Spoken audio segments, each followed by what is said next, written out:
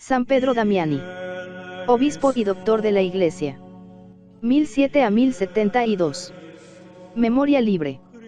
21 de febrero. La juventud de Parma agrupábase en torno del joven profesor.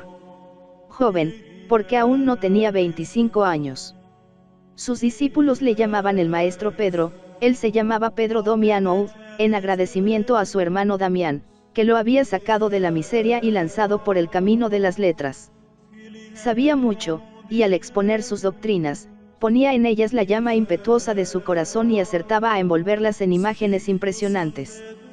Su palabra había brillado primero en Rebine, su patria, después en Faenza, y en Parma era el ídolo de la juventud estudiosa. Tenía admiradores, gloria, dinero. Pero ¿cuánto le había costado llegar a la cumbre? Sus primeros años habían sido de privaciones y desprecios. Cupóle en suerte una madre desnaturalizada, que lo abandonó al nacer. Es una lástima, decía, somos ya tantos en casa, que no hay lugar para más. Una mujer extraña lo recogió y lo crió. Luego fue a parar a casa de un hermano, hombre avaricioso y cruel, que lo hería y maltrataba, dejándole sucio y roto y privándole de lo más necesario para la vida. Entonces el niño fue porquerizo. Un día, arreando su piara por el campo, halló una moneda, y el pequeñuelo, que jamás conociera el calor piadoso del hogar paterno, mandó decir con ella una misa por sus padres. Su hermano, el arcipreste, se apiadó de él y lo llevó consigo a Rebine, ciudad entonces floreciente, hoy melancólicamente dormida entre ciénagas y pantanos. Allí había trabajado, había estudiado día y noche, había luchado con la vehemencia propia de su carácter, y el porvenir le sonreía. Pero fue precisamente entonces cuando comenzaron a darle hastío todas las cosas. El trato con los hombres le disgustaba, los triunfos le dejaban triste, empezó a meditar en el desierto. No era por odio a aquella sociedad, que tan mal le había tratado, sino porque, en medio de los aplausos y placeres juveniles, jamás había perdido de vista el problema de la salvación de su alma. Quería ser bueno, pero se le ponía delante aquel siglo de hierro, como él le llamaba. Le acosaban las tentaciones, y aunque él las sofocaba metiéndose entre el hielo, como habían hecho los santos antiguos, volvían luego a renacer con los malos ejemplos. Bien conocía él, por haberle visto en sus aulas, el desenfado de aquel clérigo, que a su lado se entregaba a la vida más escandalosa. Un día pararon en su misma posada dos hermanos de Fonte Avellana, monasterio recién fundado en un valle de Umbría, al pie del Apenino. Le hablaron conmovidos de su fundador, el penitente y apostólico San Romualdo, que acababa de morir por aquellos días. Maese Pedro quedó vivamente impresionado por sus relatos y profundamente admirado de su austeridad. Al partir, les ofreció en limosna su copa de plata, pero ellos no quisieron recibirla. Esto le decidió a tomar una resolución definitiva. 2 meses después se presentaba en Fonte Avellana con el tesoro de su juventud ardiente y el caudal de su saber y buena voluntad. El futuro reformador empezó por purificar su alma.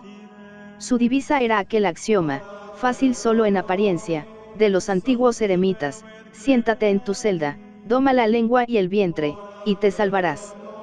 Pero no siempre pudo realizarlo, los monasterios próximos se disputaban su ciencia, y, por obedecer, debía andar de una parte a otra enseñando. Nombrado superior, funda monasterios, restaura, reforma. Impone la regla de San Benito, pero con la interpretación de San Romualdo, añadiendo una modalidad personal. Extiende entre sus monjes ciertas prácticas que aún se conservan en la Iglesia, como la consagración de los lunes a las almas del purgatorio, de los viernes, al misterio de la cruz, de los sábados, a la Santísima Virgen, y la del rezo del oficio parvo de María. Penitencia y vida monástica eran una misma cosa para Pedro Damiano. A sus discípulos se les llamaba, los penitentes. Con su libro del desprecio del mundo, se inaugura ese espíritu de desdén para los bienes terrenos, que, a través de San Bernardo, llegará hasta San Francisco de Asís. Sus páginas están llenas de apóstrofes contra el lujo y contra el dinero. La situación económica de los monasterios no debe ser la suficiencia anhelada por San Benito, sino la penuria. El monje debe vivir para callar, para ayunar y para hacer penitencia. Esto no era precisamente el espíritu benedictino, y así se lo dijeron una y otra vez al reformador algunos de sus discípulos más sueltos de lengua. A lo cual él respondía que San Benito escribió para cenobitas, y ellos eran ermitaños, lo cual no le impedía llamar al patriarca su muy amado y bienaventurado padre.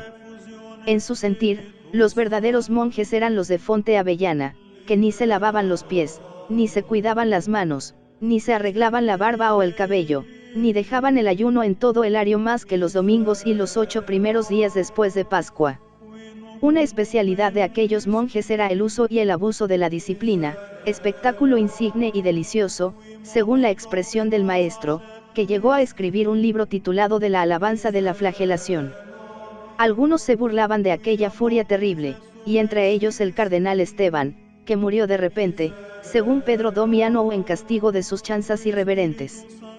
Los ermitaños debían disciplinarse diariamente durante el rezo de 40 salmos, a los que añadían en Adviento y Cuaresma 20 más. Cuando uno moría, cada hermano estaba obligado a ayunar por él 7 días y a darse 1000 azotes. 3000 azotes correspondían, según el cómputo de Fonte Avellana, a un año de penitencia. Se calculaba que la disciplina tomada durante 10 salmos equivalía a 1000 golpes, y durante el salterio entero, a 5 años de la antigua penitencia eclesiástica. Aquellos atletas luchaban de una manera inverosímil para aventajarse en todo género de mortificación. Hubo uno que durante año y medio no comió más que un poco de pan 2 veces por semana, otro dividía el pan en partículas menudísimas, para tener la sensación de que no comía, otro, diariamente rezaba 2 veces el salterio con las manos en alto, otro no logró aprenderse de memoria más que 50 salmos, pero los rezaba 7 veces cada día. 15 años vivió en su celda sin salir de ella, sin cortarse el pelo ni la barba, sin comer más que pan y agua, que guardaba hasta que olía mal. Cada uno de estos héroes tenía un nombre especial, significativo de la meta a que había llegado. El que por el ayuno se había convertido en una sombra, se llamaba León; Pedro, el que dormía en el suelo; Inocencio, el que batía el récord en las disciplinas. Hubo uno entre los discípulos de Pedro Damiano que indiscutiblemente venció a todos en resistencia.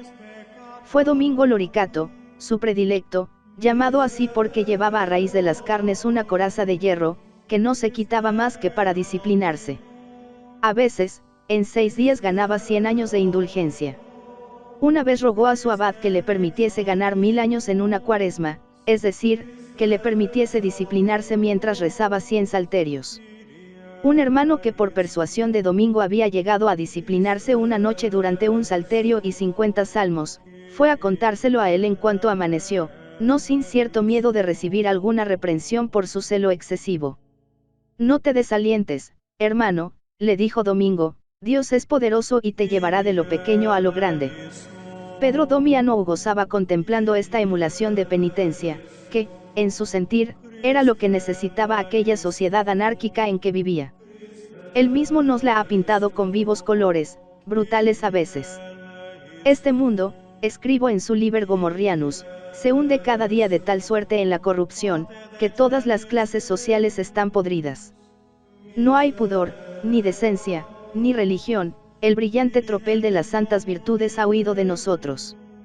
Todos buscan su interés, están devorados por el apetito insaciable de los bienes de la tierra. El fin del mundo se acerca, y ellos no cesan de pecar. Hierven las olas furiosas del orgullo, y la lujuria levanta una tempestad general. El orden del matrimonio está confundido, y los cristianos viven como judíos. Todos, grandes y pequeños, están enredados en la concupiscencia, nadie tiene vergüenza del sacrilegio, del perjurio, de la lujuria, y el mundo es un abismo de envidia y de hediondez. En medio de este caos, apareció el prior de Fonte Avellana con la fusta de fuego de su palabra. Por carácter, era un contemplativo, pero aquel doloroso espectáculo le hizo un luchador.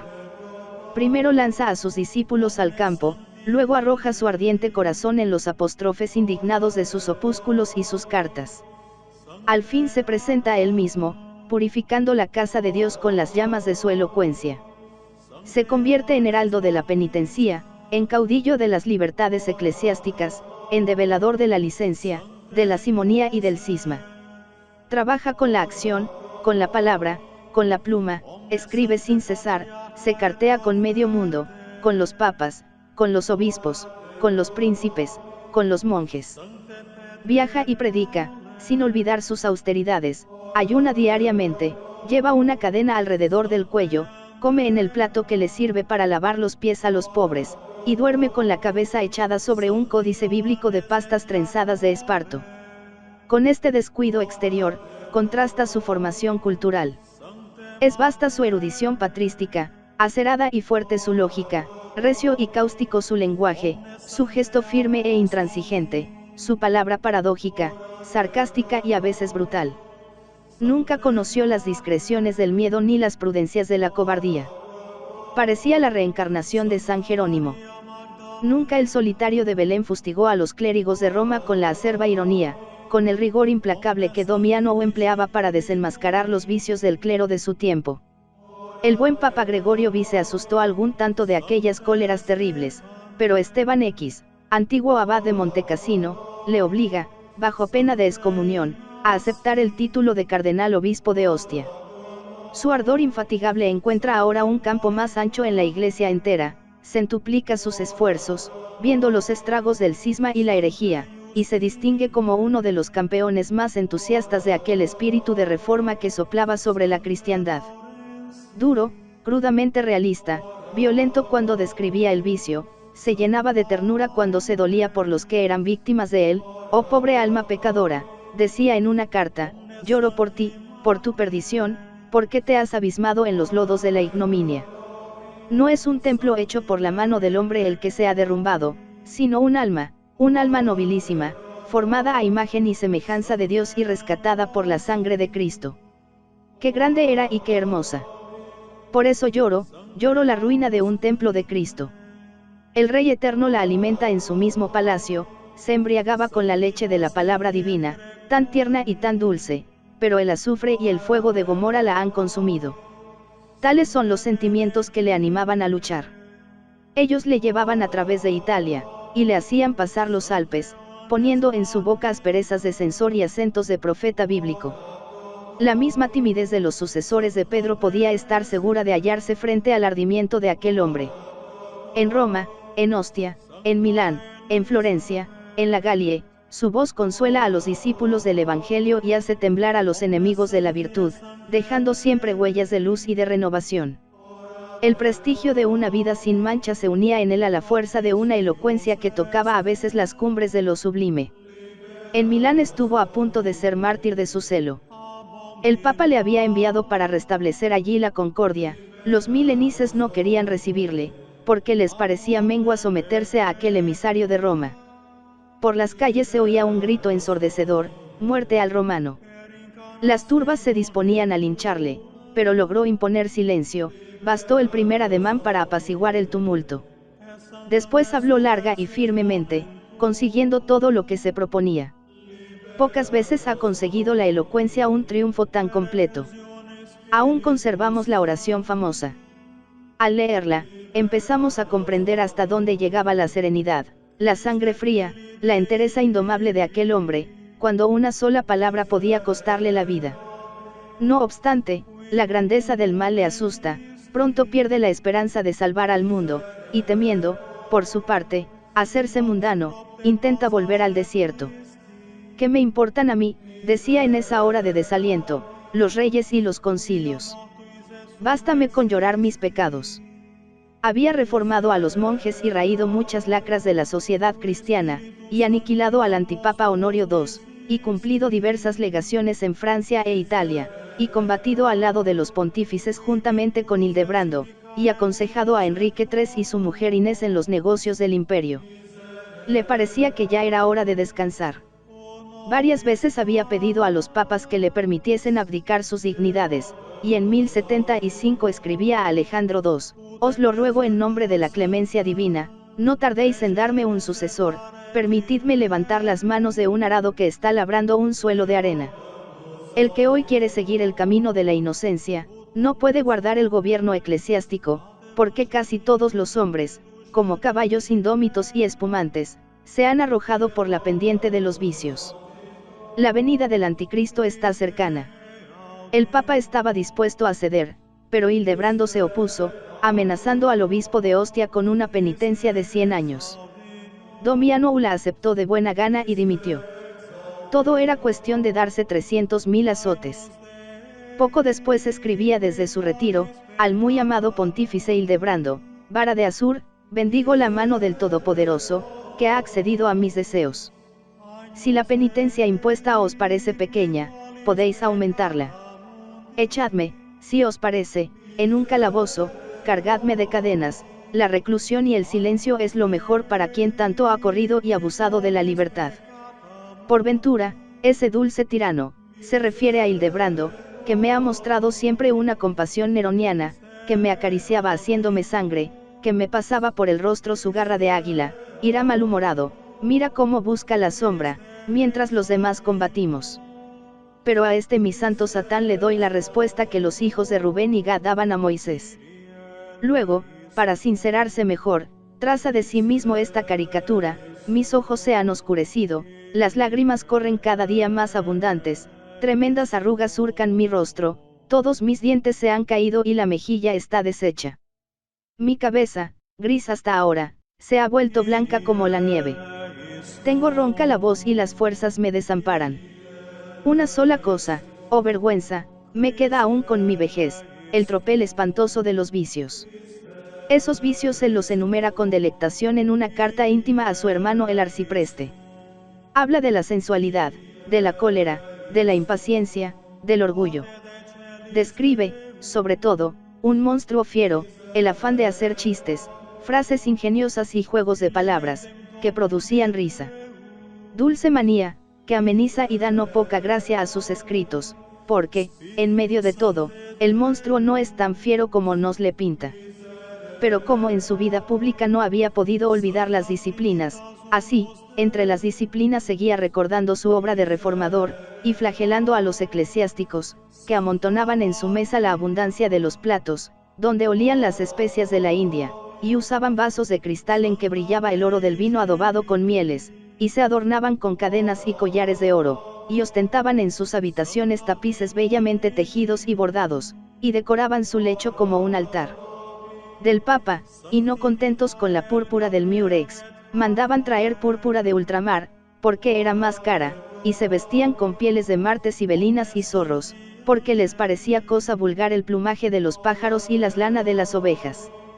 El Papa Alejandro II le encomendó todavía 3 misiones, una en Florencia, otra en Alemania para impedir el divorcio de Enrique IV, y la última en Rebine.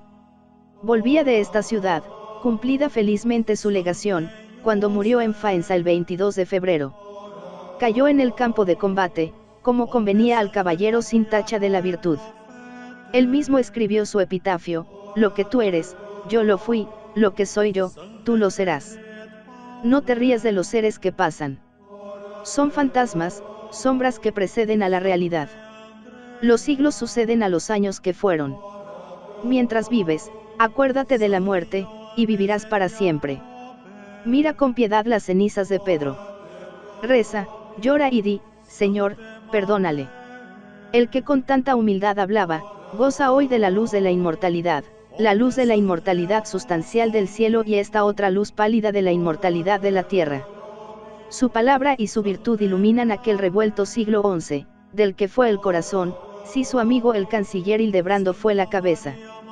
Teólogo, el mejor de su tiempo, poeta fácil y armonioso, tribuno, diplomático, agiógrafo y asceta, reúne en su vida todas las grandes cualidades con que Dios dota a un hombre cuando quiere hacer de él una gran luminaria de su iglesia. Pero lo que más nos pasma en él es su carácter varonil, su temple de acero, su corazón incapaz de traicionar la verdad, aunque el mundo entero se canjere en contra suya.